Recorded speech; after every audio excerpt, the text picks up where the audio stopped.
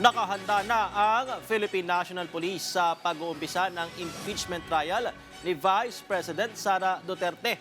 Magpapatupad din ng mahigpit na traffic at crowd management measures upang mapanatili ang kaayusan at maiwasan ang anumang aberya sa mga pangunahing kalsada. Yan ang ulat ni Floyd Brents. Bilang paghahanda ngayong Lunes, July 6, 2026 sa pagbubukas ng impeachment trial ni Vice President Sara Duterte, magpapakalat ang Philippine National Police ng 6,000 na kapulisan sa Metro Manila. Tututukan ng mga otoridad ang seguridad sa Senado kasama ang iba pang mahahalagang lugar.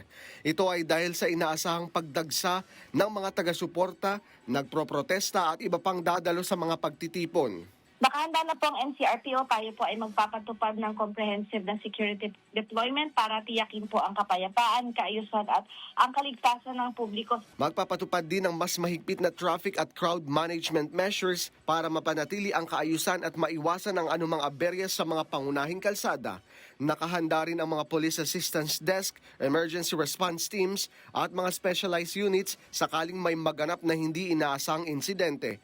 Ayon sa PNP, mananatiling nasa pinakamataas na antas ng pagbabantay ang mga kapulisan habang isinasagawa ang mga kaugnay na aktibidad sa impeachment trial. Nananawagan ng PNP sa publiko na igalang ang batas, makipagtulungan sa mga otoridad at panatilihing mapayapa ang anumang pagtitipon. Floyd Brents para sa Bayan.